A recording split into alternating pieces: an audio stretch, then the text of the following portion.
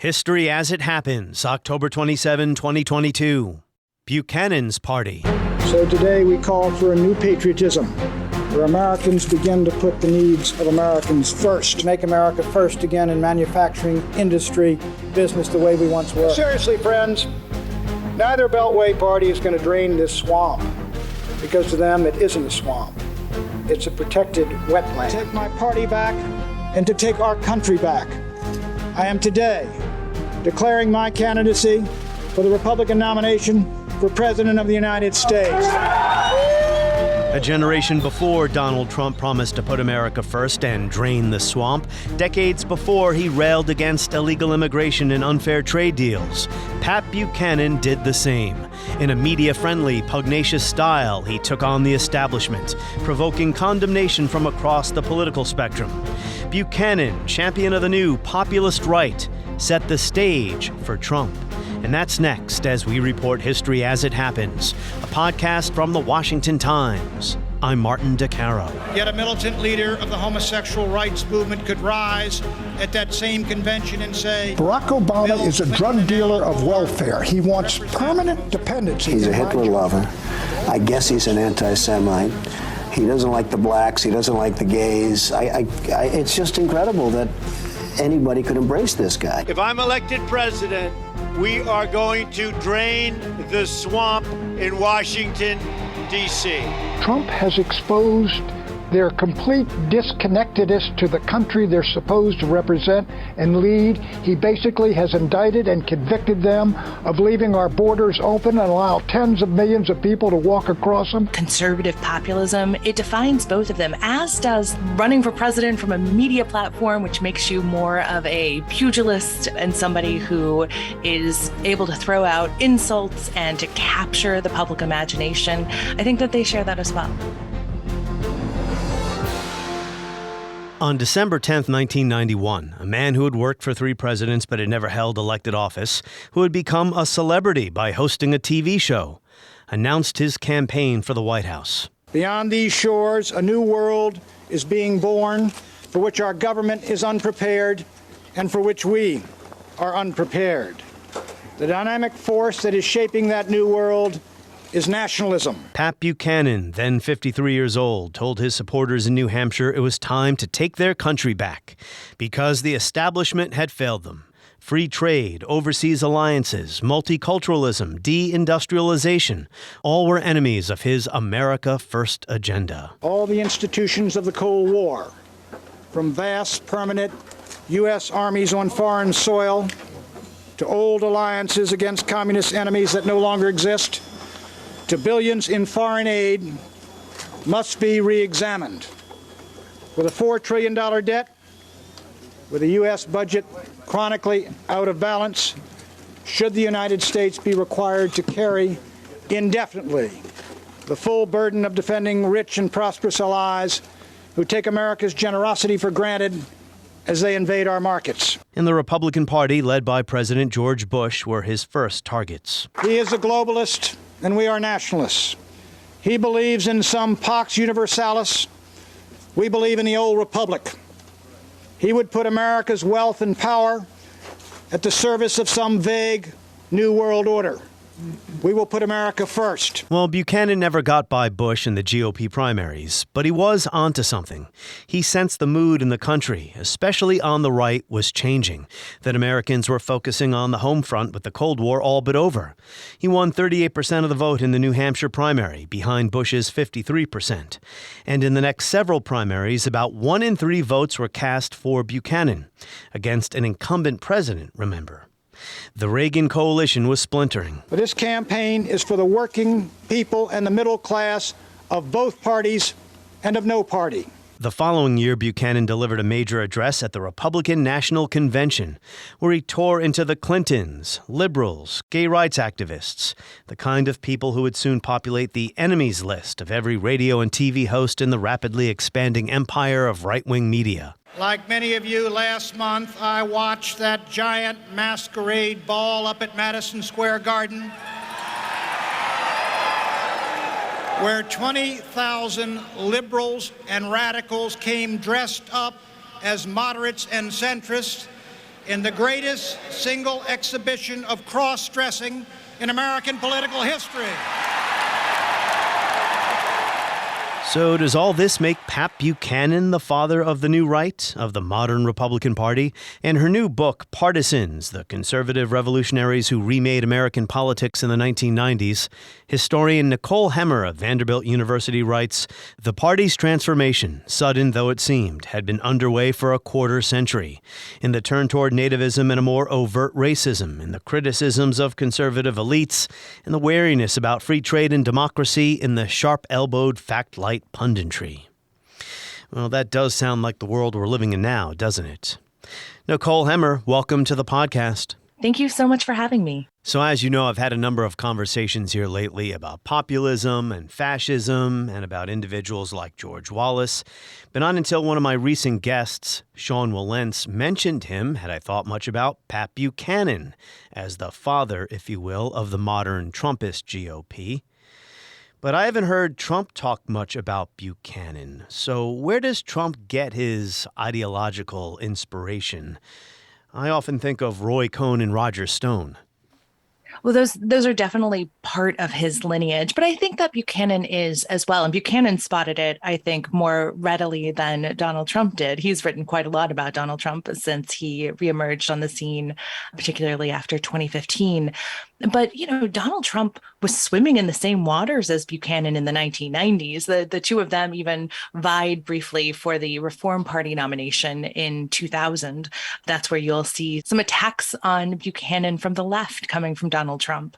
Trump suggesting that Buchanan was too closely associated with Nazis and too racist to win the Reform Party nomination. He's a Hitler lover. I guess he's an anti-Semite. He doesn't like the blacks. He doesn't like the gays. It's just incredible that anybody could embrace this guy. How times have changed. Shoes on the other foot, I guess, but go ahead. They have the same kind of language, that call to America First. America First was the slogan of Pat Buchanan's 1992 campaign. And that idea of protectionism instead of free trade, that America shouldn't be quite so involved in the world, that it should be focusing on home, that anti-establishment, conservative populism, it defines both of them, as does running for president from a media platform, which makes you more of a pugilist and somebody who is able to throw out insults and to capture the public imagination. I think that they share that as well. Because, in my view, there's too much talk of fascism these days in search for answers as to how we got here with what was once the party of Lincoln and Reagan. I have found that comparisons to George Wallace are more convincing. He directly influenced the Republican Party's Southern strategy in 1968. Nixon felt like he had to co-opt the appeal to Southern segregationists, or really Southern opponents of the civil rights movement. Wallace was a pro-union Democrat, but he was also a right-wing populist. Would you say that George Wallace also influenced Buchanan? Oh, absolutely. The New Right, which was the formal name of this group of conservatives to the right of Ronald Reagan in the 1970s and 1980s, and that Pat Buchanan associated himself with, they drew strong inspiration from Wallace. They saw in those Wallace campaigns in 68 and 72 the passion of the base. Wallace was tapping into something that people were inspired, might be too strong of a word, but that people were drawn to. It was a grievance politics rather than an intellectual appeal or policy appeal. That's exactly right. And that's something that Richard Viguerie, who was part of the New Right, would talk about. He was like, we organize discontent. And that was something that Wallace tapped into, that Buchanan tapped into. And I think that you're right to look for that U.S.-based lineage for people like Buchanan and people like Trump. Buchanan, when he gives his speech at the 1992 Republican National Convention, one of the observers says, oh, that speech sounded better in the original German. There's this tendency to immediately draw comparisons to Europe, to fascism, to Nazism, and yet America has a robust tradition of illiberalism. So how does Pat Buchanan wind up in the Nixon White House? So he was actually a pretty young guy when he winds up in the Nixon White House. He meets Nixon for real in late 1966. And at the time, Buchanan was an editorial writer at a newspaper in St. Louis. He meets Richard Nixon, and Nixon immediately lights onto him because he had read Buchanan's editorials and he knew that Buchanan had this way with words and this right-wing perspective that Nixon needed, because Nixon was building out a speechwriting team that included liberal voices and moderate voices and conservative voices, because he was building a coalition when he was running for president in 1968 that crossed ideologies. And Nixon had a real problem with the American right, because conservatives did not like him. They did not trust him. They had known him as the vice president of Eisenhower. They did not like Eisenhower, who they saw as far too moderate and what they called a Me Too Republican. And Nixon really had to do serious outreach to the right. And bringing Buchanan on was part of that outreach. And so Buchanan would join him as part of the speechwriting team and would become a devout Nixonite for the rest of his life. Well, it's interesting because Nixon was a ferocious anti-communist. Did Buchanan share that outlook as well? Absolutely. And in fact, this is one of the moments of disappointment in their relationship, is that there was an attraction to Nixon because of his anti-communism. But remember, in 1972, he opens relations with communist China. And that's when the conservative movement breaks from him. National Review trots out an editorial saying we can't support Nixon anymore. And Buchanan, who flies to China as part of the opening, talks about in one of his memoirs the disgust that he felt because the U.S. was capitulating to communism in the Cold War. So yes, there was absolutely an attraction, that anti-communism. But again, there was this sense that Nixon himself was not anti-communist enough. And you would see this again and again with Buchanan, that he just felt that these folks who were advancing conservative policies weren't actually conservative enough for him. Nixon wasn't a right-winger, as we would define that term today. He wasn't a movement conservative like Barry Goldwater. But as I said, and as you explained, he was an ardent anti-communist, which would have endeared him to the right. It did at the time. He made his name in the 1940s, right? With all that Red Scare stuff, 1950s and McCarthyism. Anyway, what lessons did Buchanan take away from Nixon's downfall? Because some conservatives felt like Nixon could have or should have kept fighting and maybe he would have survived, and that his resignation set a bad precedent. Buchanan was absolutely one of those conservatives who felt that you really could continue to fight this, that actually what Watergate was not a crime against the Republic, but was a scheme dreamed up by liberal Democrats and by a liberally biased news media that was trying to reverse the 1972 election, that saw the landslide that brought Nixon into his second term, saw that Nixon called the silent majority and said, okay, we need to stop this now. And that they dreamed up Watergate, which both Buchanan and people like Roger Stone saw as what they called the criminalization of politics. And this was actually a pretty popular view among movement conservatives who, as I was just saying, they broke with Nixon in 1972 because of China. Watergate brought them back in because they shared that same view that Nixon was being unfairly attacked and that Watergate wasn't actually that big a deal, that it really was a third-rate burglary. So you wrote a piece in the New York Times recently about Buchanan, and the word Reagan or Reaganism appears something like 21 times. I found it very interesting, Buchanan's lineage or his relationship with Reaganism. He was a Reaganite, but he also had an uneasy relationship with the whole, or what had become of Reaganism by the end of the 1980s and the end of the Cold War, right? That new right that I was talking about earlier also had a contentious relationship with Reagan. They liked Reagan in 1968, but by the 1970s, they had gone further to the right and they felt that Reagan as governor had compromised too much, that he'd gotten too old. So he wasn't actually their first choice. He ultimately wins the presidency, and they constantly feel let down. They feel let down on the issue of abortion. They feel let down on all sorts of compromises during his presidency. And Buchanan was among that group. In fact, the reason that Buchanan is brought in as communications director in 1985 is because the Reagan team felt like they needed to throw a bone to this new right and to the conservatives who were upset with the administration, who felt like Reagan had been too pragmatic and too willing to compromise and too attached to his popularity. And Buchanan serves for a couple of years as communications director. But even while he's still serving as communications director, first of all, every time he's upset with the administration, he like writes an op-ed in the Washington Post. He So was he's always like a throwing media bombs. person. Yeah. Yes, he's throwing bombs from within the building. And he makes the observation in early 1987 that the biggest vacuum, the greatest vacuum in American politics is to the right of Ronald Reagan.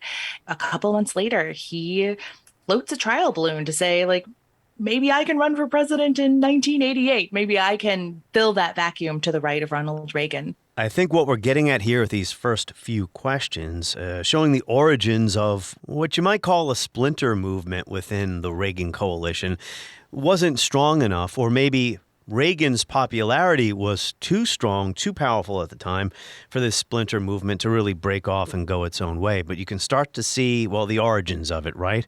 And then Buchanan runs for president in 1992. He doesn't win, but looking back on it, that looks like a breakthrough today. That's right. You know, Buchanan had toyed with running in 1988, and he looked around and he was like, Reagan is way too popular for me to try to run to his right. And he was right about that. Ultimately, George H.W. Bush would win in a landslide. Yeah. Basically a third term for Reagan. Term. Yeah, exactly. Go ahead. Yeah. Exactly. Yeah. By 1992, things had changed. Plenty of conservatives did not like George H.W. Bush. They thought that he was too moderate. They talked a lot about the wimp factor, this idea that he was not strong enough. He wasn't as charismatic as Ronald Reagan. He wasn't as conservative as Ronald Reagan. You had an economic downturn in the early 1990s, a recession that was plaguing the Bush administration. And then you also had the end of the Cold War. Exactly. That was kind of Reaganism's reason for existence. Mm-hmm. There's a French way of saying that. I think raison d'etre. But with the Cold War out of the way, right, it gives conservatives of Buchanan's ilk an opportunity to focus on other things that they believe had been neglected, or maybe the challenges of the new world that are coming. There was a lot in that question, but go ahead.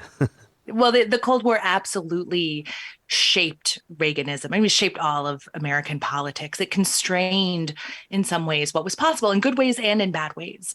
It made democracy, in the language of democracy and freedom, a core value in American politics. And it had been there before, but there was a very little room for resistance to democracy and freedom, sort of framing ideas. And when it came to Ronald Reagan, he really believed in those ideas, and they shaped his policies. He called for more open immigration. He called for free trade. He believed that the free movement of goods and people were absolutely fundamental to winning the Cold War and to defining the U.S. in that existential struggle. Buchanan, during the Cold War years, echoed those ideas, but as soon as the Cold War ends, he's suddenly returning to a political language that was popular on the right in the 1930s and 1940s. And he's suddenly raising questions about whether democracy is actually that good of an idea. In 1990, wow. So very shortly after the Berlin Wall comes down, Buchanan is talking about this idea that people are too obsessed with democracy, and that democracy is an inefficient and ineffective form of government, and autocracy is a better way to run a country. That's not something you could say during the Cold War. Well, during the 1930s, doesn't Buchanan write a book about the 1930s and World War II, where he's an isolationist. So doesn't he say it was a mistake for the United States to have gotten involved in the Second World War? He does. And those really are his old right roots. It's why he's called a paleoconservative, because he is returning to that isolationism that had been part of the America First Committee. He writes these books in the 1990s and the 2000s about how it was the wrong war to fight. And he had done a lot of rehabilitation for Nazi Germany. I mean, this is tricky stuff to talk about, but he was somebody who opposed the U.S. going after Nazi war criminals in the 1980s. He questioned the number of people who died in Treblinka, dabbling in Holocaust denialism. So he has this streak that's not just a return to isolationism, but really does try to downplay some of the atrocities of the 1940s. You point out how in 1992, Buchanan holds a campaign event, a news conference at the southern border where he's talking about the need to build a wall and stop this alien invasion, right? It is shockingly new language when it comes to politics in the 70s and 80s and 90s.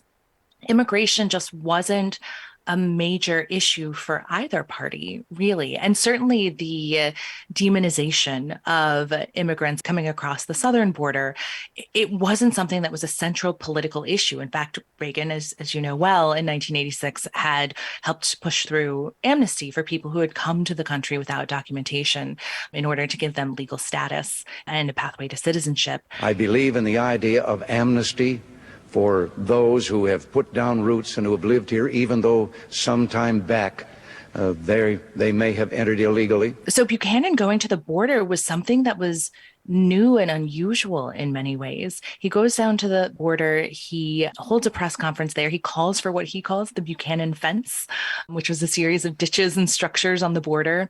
He talks about what he calls illegal aliens as bringing to the U.S. crime and bringing to the U.S. disorder. And they have to be stopped because all of the problems that, say, Californians are facing in the early 1990s, those problems are being caused, he says, by illegal aliens.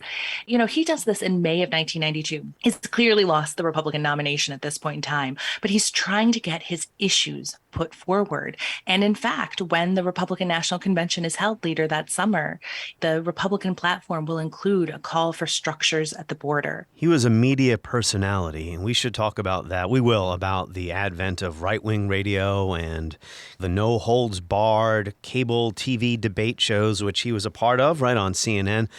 But he also could be crude. He insulted people. You see a lot of Trump there. Absolutely. Buchanan was appealing to people's basest political instincts. And it was a clear political strategy for Buchanan because, again, like if you look at what he's saying in 1984 when the Cold War is still going, he talks about undocumented immigrants and how hard they work and how they pay payroll taxes and sales taxes and they don't rely on the welfare state. So he has this switch when he runs for president. I mean, if you listen to his convention speech, he's talking about feminists and liberals and I think he used the term homosexuals. Yeah, cross-dressers. I think he mentioned that too. Where 20,000 liberals and radicals came dressed up as moderates and centrists in the greatest single exhibition of cross-dressing in American political history. He leaned into demonizing the other side, the way that he would attack specific groups and blame them for all of the bad things that had happened in America. He was providing targets. He was providing scapegoats for the challenges in American life and saying, these people who changed our culture, these are the people who you should hold responsible for every economic problem you have, every political problem you have. One of the criticisms he had of Reagan was that he believed Ronald Reagan focused too much on policy and economics, but didn't pay enough attention to culture. And by culture, he meant immigration, religion, and race.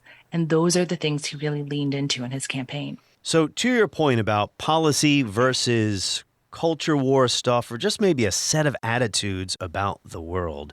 I've talked a lot on this podcast about what is Trumpism. Is it populism? Are there policy aspects to it? Probably yes, right? Buchanan combined both of those things. Would you say he was a populist? I would say that he was a populist, but I would also recognize that populism is one of those terms in American politics that a lot of people claim. And when they claim it, they mean a lot of different things. Maybe he was a fake populist. Well, he was a populist in the sense that he claimed to speak for people who didn't have a voice.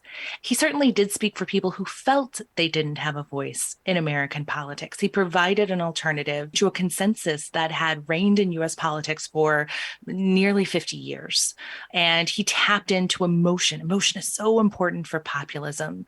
And he was running against a Republican establishment. If you listen to his 1992 speeches, he talks about how the Buchanan Brigade is going to topple King George, talking in this case about George Bush. And so he relies on that language. He relies on those same appeals. But his populism has a very exclusionary view of the people who he claims to represent. And it is that kind of narrow, exclusionary, often racist view of populism that Buchanan espouses. So I think it's right to say populist, but I think we have to be very clear about the kind of populism that he's embracing. White working class Christians is who he was standing for. Absolutely. Very similar to George Wallace. So the news media has taken criticism for, and this might sound strange today, going a little too easy on Trump, the candidate, or not taking him seriously enough. And I think you and some others have pointed this out about Buchanan, that he also got fairly friendly press treatment because he was also one of them in the 80s or 90s when he appears on CNN, and he's basically a media personality, not a politician. He absolutely is. Remember, he comes up as a newsman. In the 1970s, he starts a local talkback radio show in D.C. with a liberal co-host. And in 1982, that show goes on to television called Crossfire on CNN, and it becomes one of CNN's highest rated shows. Tonight from Washington, Crossfire, Flight 103. Fly no warning. On the left, Tom Braden. On the right, Pat Buchanan. In the Crossfire. He's also a regular panelist starting that same year, 1982, on the McLaughlin Group on PBS. And so even when there aren't necessarily conservative television networks, Buchanan is making a space for himself in political coverage and political entertainment and as a political pundit.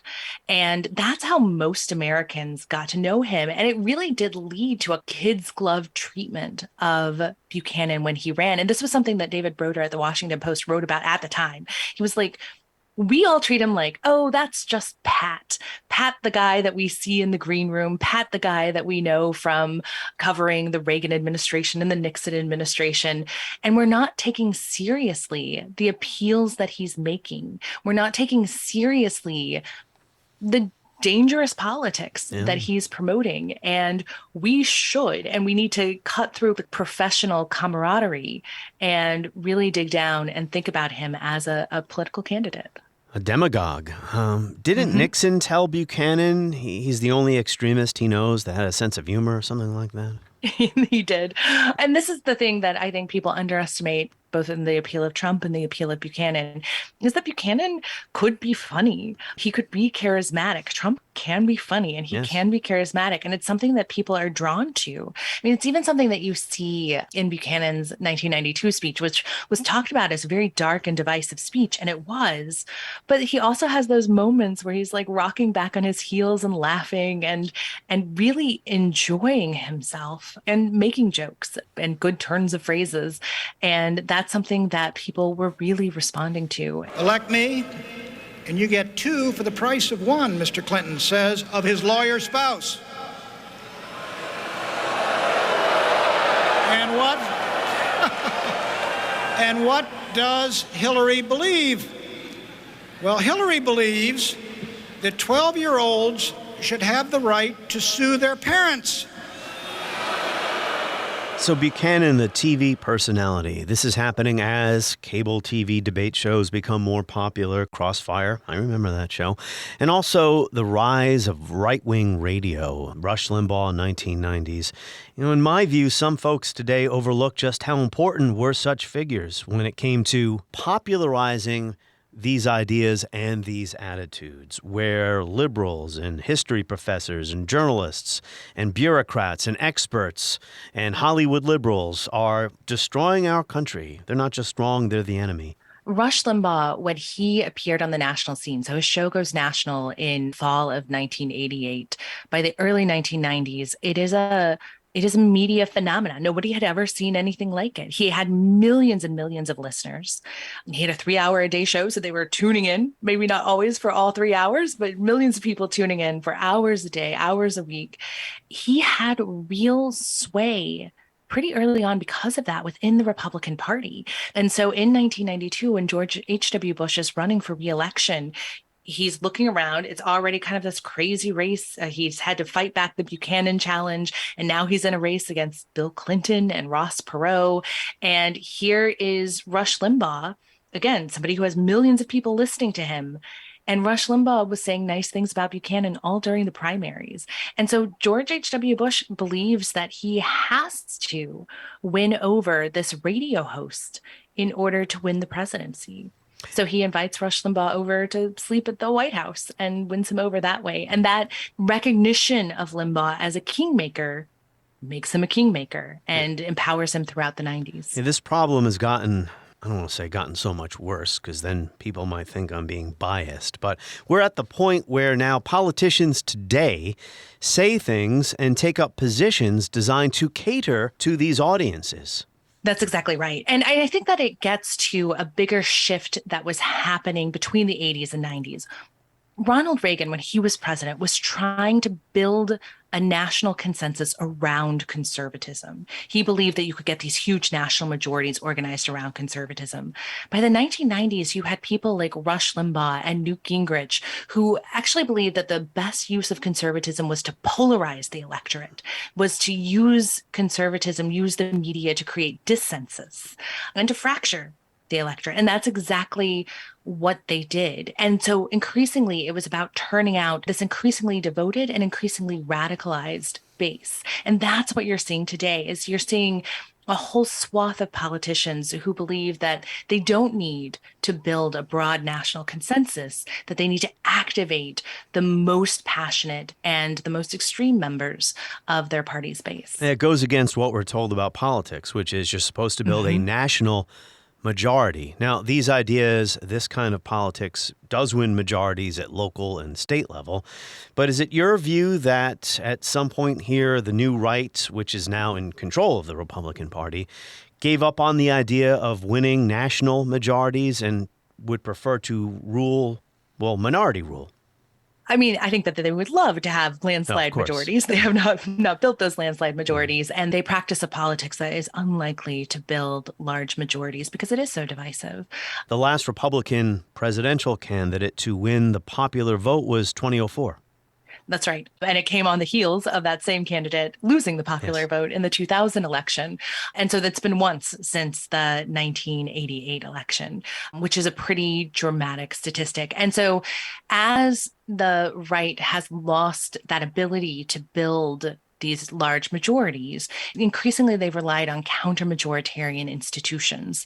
And you can see that in all sorts of ways, whether it's relying on the Electoral College or the filibuster or gerrymandering or any sort of way to kind of work around the need for a majority. And there are legitimate counter-majoritarian institutions in the U.S. And then there are things like, we're going to throw out the election results and empower secretaries of state to decide who wins the presidential election. And that's where you move from legitimate, if sometimes questionable, counter-majoritarian institutions and move away from any sort of notion of liberal democracy. You know, the Electoral College at this moment in our history does seem to favor the Republican Party. I mean, it's hard to see a Republican candidate winning the White House without the Electoral College. Well, I do think those counter-majoritarian institutions have become more important on the right than they have been for a long time. Because again, in the 1980s, the right was winning massive landslide majorities, and they're not doing that anymore.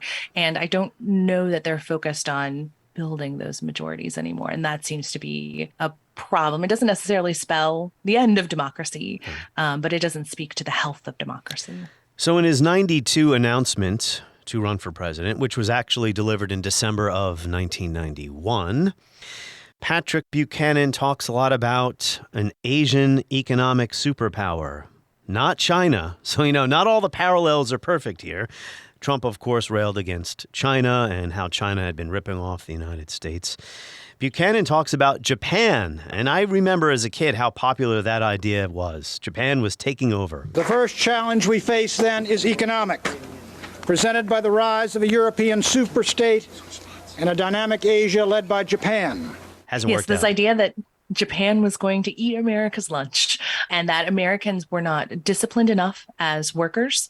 They were not innovative enough as entrepreneurs in order to beat back the threat of Japan. And had it not been for a pretty bad financial crisis in Japan that would happen in the mid-1990s, some of that sentiment might have continued. But yes, Japan was absolutely who Pat Buchanan had his eyes on in the 1990s. China, to the extent that it was seen as a threat, was seen as a political threat because it was communist and less so as an economic threat. Even though Buchanan does come up short against George H.W. Bush, he damaged him badly. He was winning 30%. I think he won 30-something% in the New Hampshire primary. Buchanan rails against internationalism. I think he said something like the U.S. should not give up its sovereignty for a cushioned seat at the head of anyone's new world order. That is a reference to Bush's remarks. He says America first, talking about Japan and all these other things. But he wasn't entirely wrong, was he? It's as if he could foresee the problems NAFTA was going to create that Trump would exploit a generation later. Oh, he was absolutely putting his finger on real challenges and problems within U.S. politics. There was a bipartisan consensus on NAFTA that emerges in 92, 93, right? It's put together by Republicans in Congress. It's signed into law by Bill Clinton as president. And there wasn't a robust enough debate about the challenges of the North America Free Trade Agreement, which is one of the reasons why Ross Perot, when he enters the race as an independent, does so well, because he's the anti-NAFTA voice. NAFTA was supported by Newt Gingrich. It was supported by Rush Limbaugh. There just weren't that many different voices. And there also wasn't necessarily a robust debate about what America's role in the world should be now that the Cold War was at an end. There was a drift that was happening in the U.S. in terms of national identity, in terms of what the right political structure should be, because you just lost the big centrifugal force that had been holding the politics of the country together. And Buchanan represented a lot of things, but he did represent a sense of frustration by a group of voters who felt they weren't being heard. It's the same reason Perot does so well in 92. Frustration with the establishment, however defined. Donald Trump campaigned at the Carrier air conditioning plant in the 2016 campaign. I mean, Buchanan would have gone there himself had he still been running for president. He runs for president several times. Was it 92, 96, and 2000. In 2000, but it's the trifecta. If he were around in 2016, he would have gone to the Carrier air conditioning plant. Buchanan and now Trump today, they were on to something there about how our institutions have failed us. You don't get a Donald Trump if people are happy with the course of the country.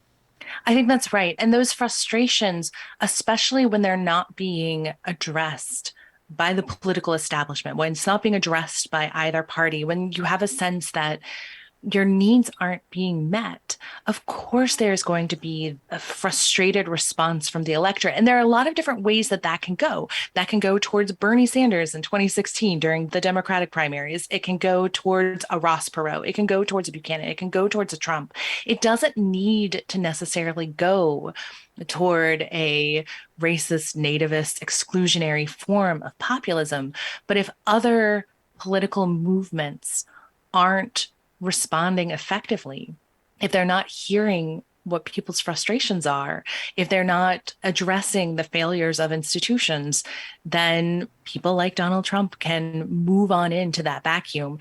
And it's that kind of failure that politicians would do well to address rather than focusing exclusively on Trump. You know this, that Buchanan didn't just run against liberals. He even said we just can't blame the liberals anymore. The Republican Party, the establishment, the White House has failed the country. It was not some liberal Democrat who declared, "Read my lips, no new taxes." It is said that populist politics, it sticks around for an election cycle or two, burns itself out, gets co-opted, goes away, and then maybe a generation later there's a new populist strain.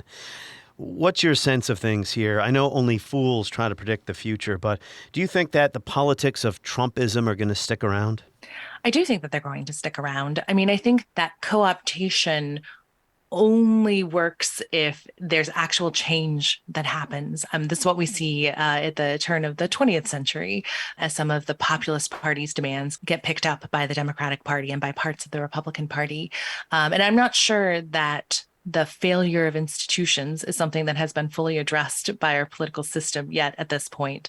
And more than that, the incentive structure of the Republican Party at this moment is going to continue to push it in a Trumpian direction. There's kind of a competition to be the next Donald Trump. Now, I think that the thing that can change or is likely to change is that the things that often came through unprecedented or illegal or violent measures during the Trump years are being institutionalized. So you won't necessarily need a mob on the next January 6th.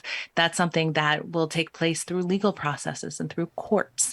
So it will look differently. It will be institutionalized in that sense. I don't think that that's great for democracy, and I don't think that that's moving the country in a less Trumpy direction. But I think that that is something we'll see. If there were a moment where the Republican Party could put an end to Trumpism, that has passed. The party can't co-opt Trumpism when Trumpism has taken over the party. When I was preparing for this conversation, I thought about the 2004, it was 2004? No, 2012. So it was 2012, even at that late stage, Romney running against Obama. Everyone. Yes, right. Romney eventually wins, but the number of Republicans who ran for office that year was like a huge number. Were on those debate stages where Republicans were in competition with each other. Who can say party of Reagan the most? During the Reagan campaign with people like Jack Kemp and Art Laffer. Ronald Reagan. Ronald Reagan. Ronald Reagan. Ronald Reagan. Ronald Reagan. President Reagan. President Reagan. President Reagan. Ronald Reagan. I'm with President Reagan. Even then, 2008, 2012, that wasn't the party of Reagan anymore, looking back on it now.